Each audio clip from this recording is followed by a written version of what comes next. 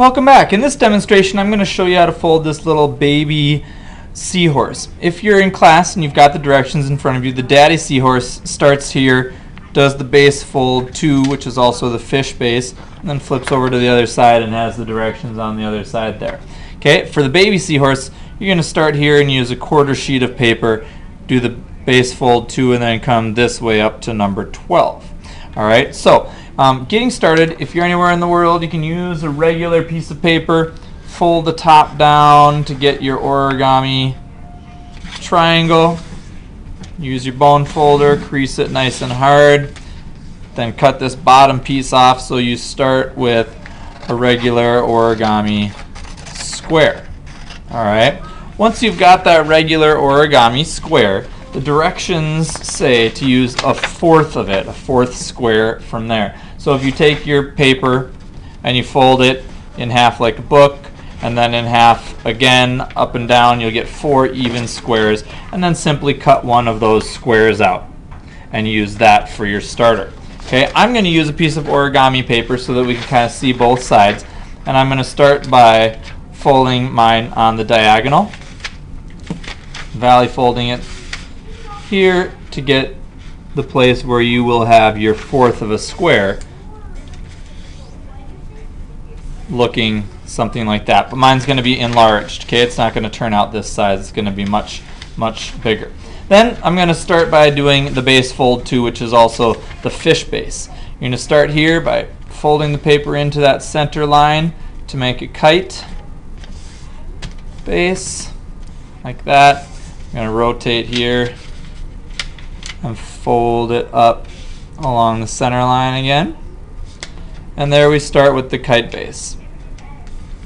Okay, and that's what the directions look like. Then I'm going to actually flip my model over here, and I'm going to bring this edge, or this point that's right here, to meet this one, so I'm valley folding it. In the directions it says to mountain fold it backwards, but I find that kind of awkward, and for demonstration purposes it's much easier to do a valley fold this direction. And then the directions show the model rotated like that. Okay, then you're going to take this outside edge and fold it inside, but you're going to squash fold it. So you're going to open this piece up and bend it around and fold that line into the center, and then gently fold this one like that, so you've got this extra point sticking out. Do the same thing on the other side, open it up so we can squash it down right along the center line like so. Try to make those match as nicely as possible. And that is your fish base or base fold 2. Now in the directions it starts with the fish base opened up like this, and these 2 ears pointed over to the left like that. Then it says take this model and mountain fold it along the center, so that we end up having our model look like this. Notice the flat edge is pointing down, and these 2 pieces are pointing over to the left. This is what the directions look like. Then it wants you to inside reverse fold it, and it wants you to make kind of this situation like this, about like this, so it looks like this one's pointing that direction and this one's pointing up in that direction. And then it asks you to inside reverse fold that. Okay, so I'm going to flip this open and reverse those folds so it looks like that. And you should have this kind of awkwardly shaped fin right there. Okay, then step 3 says to inside reverse fold this point once more so it's kind of sticking straight out. So I'm going to just readjust this, and if you can kind of see inside here, I'm going to take this and fold it so that it's almost aligned, so that that center line is almost aligned with the base there. Okay, so see that? It's almost horizontal with that, and then I'm going to fold it back in. So I'm kind of inside reverse folding that just so that this is going to end up being the tail. We want it just shy of that, so when we outside reverse fold it here, it can go over the top. Okay, so I'm just going to finish creasing that like so. All right. Now, the same direction number 3, asks you to take this triangle here and fold it down like this so it's just overlapping this piece here. All right. So that it's not lining up with that point, but just past it. I'm going to flip my model over and make the two match. Like that. Good.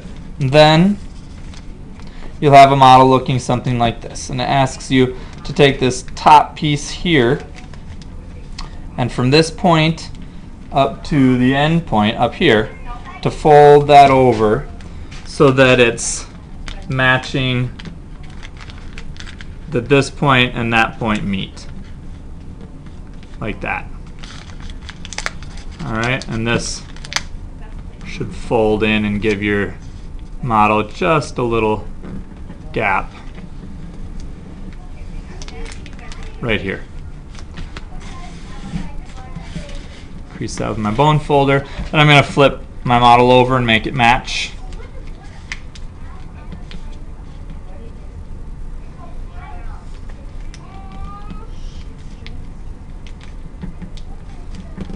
Alright, just like that. So you should have a model looking something like this for step 5. Then it asks you to valley fold this area twice. It says valley fold it once, almost to the half this outside piece to the halfway point, and then take the outside edge here and fold it over to meet this outside edge. So it's going to end up looking like that. Okay, so you're going to valley fold that twice. I'm going to flip my model over and do the same thing. Going to valley fold it almost to the center. Then I'm going to valley fold it so the outside edge here comes to meet up with this edge. Like that. Okay, and that completes step 5. So we've got this tail, which is going to be our little tail here, valley folded over. Now it says to outside reverse fold that so that it's coming kind of angled over and down. So I want it kind of valley folded like this. So it's kind of coming over and down. Alright, so I'm just going to kind of valley fold that there and then reverse those folds. So I'll open up this center piece and reverse it over the back. Now this model does have a lot of complicated, outside reverse folding, kind of adjusting so things are in the right place. So you should really feel comfortable doing valley folds and outside reverse folds and inside reverse folds before you start this model. And if you don't, you should go back to one of the earlier lessons and just kind of practice how to do those outside inside reverse folds. Okay, so that completes step 6. Now for step 7, it says to take this wing piece and kind of fold it by still holding this area down right here. You're going to kind of fold it up like that and squash this little triangle down that kind of appears there, so that you kind of get a point. And if your paper is lined up properly, mine isn't, it should look something like that. But if you're properly lined up, you wouldn't see that white line there. It would just be color. I'm going to do that on the other side here. I'm going to flip this back over and try to make those two match, and then take this little triangle that shows up there and kind of squash it down.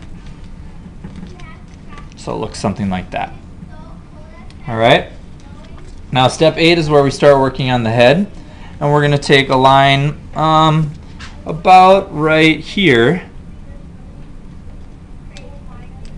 And we're going to valley fold that back this direction. And then we're going to outside reverse fold that, I believe. Let me just check here. I believe that's an outside reverse fold. I'm going to open this up. Sorry, inside reverse fold. I'm going to inside reverse fold it like this so that it matches up. Of course, my pencil line is off, but you know, so be it. Okay, so it's something like this. I'll make it match my pencil line. There we go. Alright, so it's just like that. So this piece is pointing kind of horizontally out to the right.